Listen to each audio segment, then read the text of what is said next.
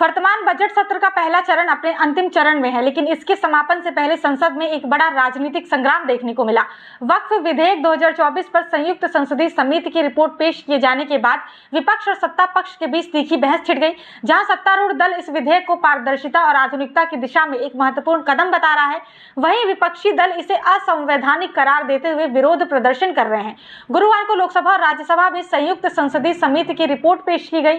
लोकसभा में इसे दोपहर 2 बजे के बाद प्रस्तुत किया गया, जबकि राज्यसभा में ये रिपोर्ट सत्र की शुरुआत में ही रख दी गई थी। रिपोर्ट पेश करने की जिम्मेदारी समिति के अध्यक्ष जगदम्बिका पाल को सौंपी गई थी, जिन्होंने विधेयक से संबंधित रिपोर्ट और साक्ष्यों का रिकॉर्ड सदन में प्रस्तुत किया।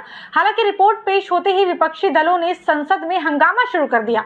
जैसे ही राज्यसभा में रिपोर्ट पेश की गई, कांग्रेस, तृणमूल कांग्रेस, समाजवादी पार्टी और वामपंथी दलों ने इसका विरोध करना शुरू कर दिया। विपक्षी सांसदों ने आसन के समीप जाकर नारेबाजी की और रिपोर्ट को अस्वीकार्य बताया। जब राज्यसभा में हंगामा चरम पर पहुंच गया, तब सभापति जगदीप धनखड़ ने हस्तक्षेप करते हुए सदन को शांत कराने की कोशिश की। उन्होंने सांसदों से अपनी अपनी सीटों पर लौटने और सदन में अनुशासन बनाए रखने की अपील की। उन्होंने कहा कि वो भारत की प्रथम नागरिक और राष्ट्रपति पद पर आसीन पहली आदिवासी महिला का एक महत्वपूर्ण संदेश सदन में पेश करना चाहते हैं और इसे रोकना राष्ट्रपति का अपमान होगा।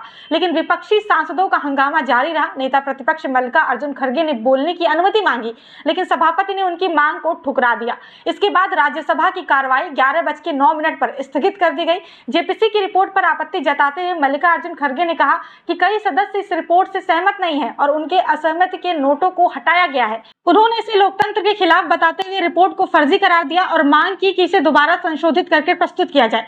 खड़गे ने स्पष्ट रूप से कहा, अगर रिपोर्ट में असहमति के विचार नहीं है तो इसे वापस भेजा जाना चाहिए और पुनः प्रस्तुत किया जाना चाहिए। विपक्षी दलों ने इस रिपोर्ट को अस्वीकार करने की मांग करते हुए आरोप लगाया कि ये विधेयक वक्फ बोर्डों के अस्तित्व को कमजोर करेगा और मुस्लिम समुदाय के धार्मिक मामलों में सरकारी हस्तक्षेप को बढ़ावा देगा। सत्ता पक्ष विशेष रूप से भाजपा सांसदों का कहना है कि वक्फ विधेयक 2024 वक्फ संपत्तियों के प्रबंधन में आधुनिकता, पारदर्शिता और जवाबदेही लाने के लिए आवश्यक है। उन्होंने ये भी स्पष्ट किया कि इस विधेयक के माध्यम से वक्फ संपत्तियों के दुरुपयोग को रोका जाएगा और सुचारू प्रशासनिक व्यवस्था लागू भी की जाएगी। भाजपा सांसदों का यह भी कहना है कि इस विधेयक से वक्फ संपत्तियों की सुरक्षा और उनके उचित प्रबंधन की दिशा में महत्वपूर्ण बदलाव होंगे, जिससे समुदाय को लाभ मिलेगा। जेपीसी की ये रिपोर्ट 655 पृष्ठों की है और इसे बहुमत से पारित किया गया था। इसमें भाजपा के सांसदों द्वारा सुझाए गए सभी संशोधन शामिल किए गए, जबकि विपक्षी सांसदों के संशोधनों को पूरी तरह अस्वीकार कर दिया गया। यही मुद्दा विपक्ष ने गुस्से की सबसे बड़ी वजह बना। समिति में शामिल विपक्षी सांसदों ने दावा किया कि उन्होंने विधेयक के सभी 44 प्रावधानों में संशोधन का प्रस्ताव रखा था, लेकिन समिति ने इन्हें खारिज कर दिया। विपक्ष का आरोप है कि यह विधेयक मुस्लिमों के धार्मिक मामलों में दखल अंदाजी करेगा और वक्फ संपत्तियों को सरकारी नियंत्रण में लेने का एक प्रयास है। वक्फ संशोधन 2024 को केंद्रीय अल्पसंख्यक कार्य मंत्री किरेन रिजिजू ने लोकसभा में पेश किया था। इसके बाद इसे 8 अगस्त 2024 को संयुक्त संसदीय समिति को भेज दिया गया। इस विधेयक का मुख्य उद्देश्य वक्फ अधिनियम 1995 में संशोधन कर वक्फ संपत्तियों के प्रबंधन से जुड़ी समस्याओं का समाधान करना है। सरकार का कहना है कि संशोधन से भ्रष्टाचार पर अंकुश लगेगा और वक्फ संपत्तियों का दुरुपयोग रोकने के लिए एक प्रभावी प्रशासनिक तंत्र तैयार किया जाएगा। वर्तमान परिदृश्य को देखते हुए ये साफ है कि वक्फ विधेयक 2024 एक संवेदनशील राजनीतिक मुद्दा बन चुका है। विपक्ष इसे धार्मिक मामलों में हस्तक्षेप करार दे रहा है, जबकि सरकार इसे सुधारात्मक कदम बता रही है।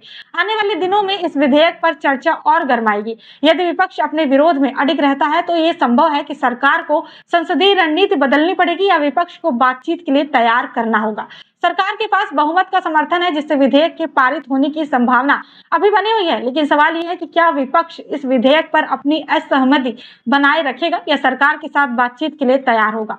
वक्फ विधेयक 2024 को लेकर संसद में गंभीर विवाद खड़ा हो गया है। एक तरफ सरकार इसे पारदर्शिता और प्रशासनिक सुधार के रूप में देख रही है, जबकि विपक्ष इसे धार्मिक मामलों में हस्तक्षेप और मुस्लिम समुदाय के अधिकारों के खिलाफ मान रहा है। अब ये देखना दिलचस्प होगा कि सरकार और विपक्ष इस मुद्दे को किस तरह सुलझाते हैं और क्या ये विधेयक संसद में सुचारू रूप से पारित हो पाता है या फिर नहीं। ये विवाद केवल विधायी प्रक्रिया तक सीमित नहीं रहेगा, बल्कि ये राजनीतिक और सामाजिक दृष्टिकोण से भी महत्वपूर्ण बन चुका है। बाकी आपको कैसी लगी वीडियो कमेंट सेक्शन में कमेंट करके हमें जरूर बताएं और साथ ही साथ हमारे चैनल को सब्सक्राइब करना बिल्कुल भी न भूलें।